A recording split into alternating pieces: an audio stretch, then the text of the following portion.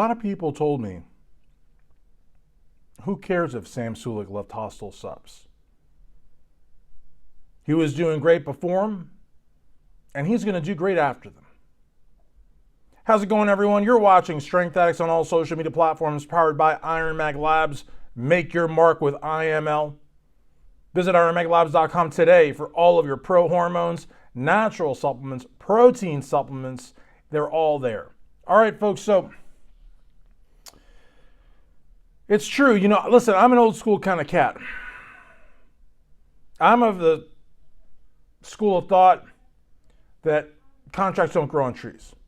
I'm of the school of thought that if you're a bodybuilder and you're making a living at this, then you're part of a very, very small group. You've got your top 10 Olympians, your top 10 Arnold Classic people. You've got your people with the big contracts. There's no more magazines. There's no more DVDs. It's questionable how much money you can sell in merch like t-shirts and ball caps. So the reality of the matter is you need to have a supplement deal, and you may or may not have a following that pays you money. For example, Sam is big on YouTube, like Nick Strength and Power, like Desktop Bodybuilding.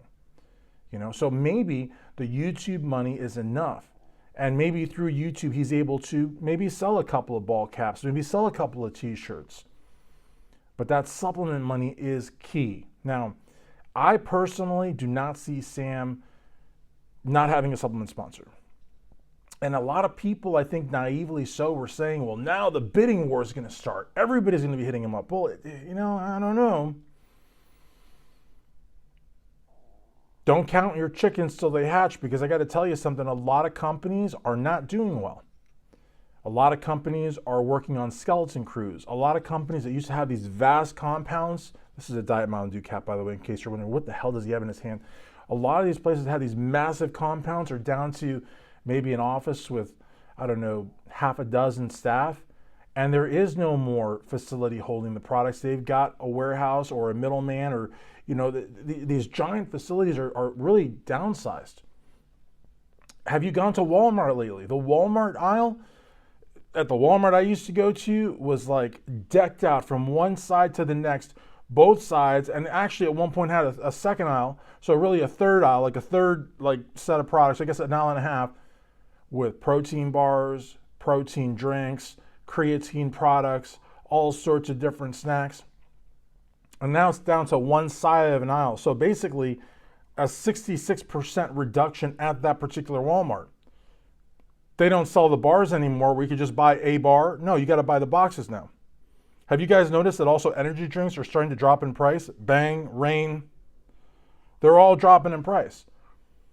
That's also noteworthy. But the reality of the matter is that if Walmart is having less to sell, if big companies are downsizing, and if there's no more magazines, it's starting to become a question of how many companies are there really going to be around that have the same vision of a Fuad Abiad and are going to offer hostile type money. I mean, really, right now, there's Hostile, there's Raw.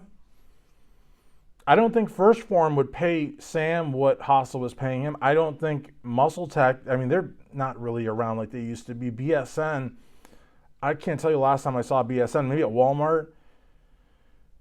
BPI, I don't see them making big offers. I don't know who the last time BPI had a big name would have been Kamal, but again, I don't know what they pay him. It's a great company. It's run by my man, Chris McKenzie. It's owned by Jared Wheat. It's a really, really good company, great products, but I don't think that they are really signing people like Hostile or like Raw or one of those big companies are, And the thing is that a lot of other companies, they've got so many influencers that even if they wanted to sign someone like Sam, they just don't have the amount of money to offer him to keep him or to at least get his interest, So, I don't know how many times I'm going to say, but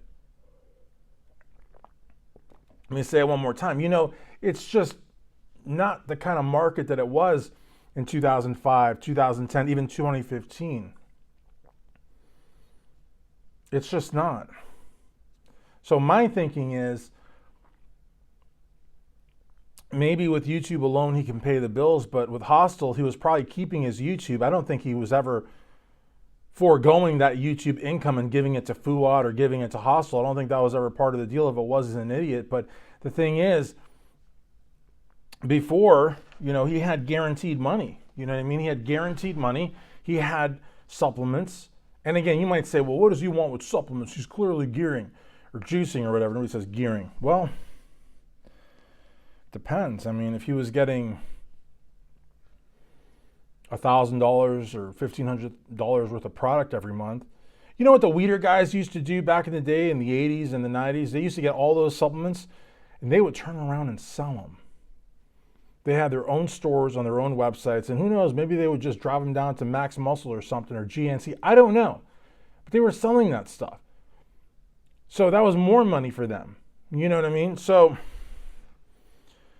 I mean, there's old videos of Nasser where he had like 2 closets worth of Weeder supplements. You honestly think he was taking that much stuff? And that was every month that would come. When I worked, when I was the marketing director for Iron Mag Labs, I could have whatever I wanted. When I was running the Blackstone Labs Legion, I could have whatever I wanted. When I worked with Tokyo Nutrition, I could have whatever I wanted.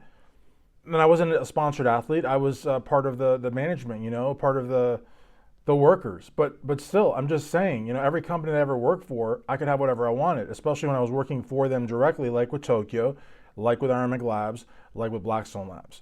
So the reality, and then you have the situations where I had companies that were advertising with me, where I wasn't working for them, but I could still have a lot of what I wanted. And then, so the reality of the matter is that with Hostel, Sam had a big opportunity. Even when he made his video saying they were parting ways, he said it was a big opportunity. He said they took him all around the world. I'm just saying that if he left them, great, but I hope that he had a plan B. My man Sean Clarita, he's got that no plan B, and that's meant to be like, you got to go all the way, you got to give it your all,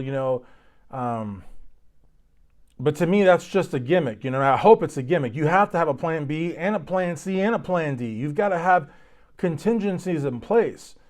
Having that doesn't make you a quitter or a slacker. It makes you responsible. So again, it's cool to think about no plan B when you're wanting to win a competition like the New York Pro or the Mr. Olympia or the Arnold Classic. That's great.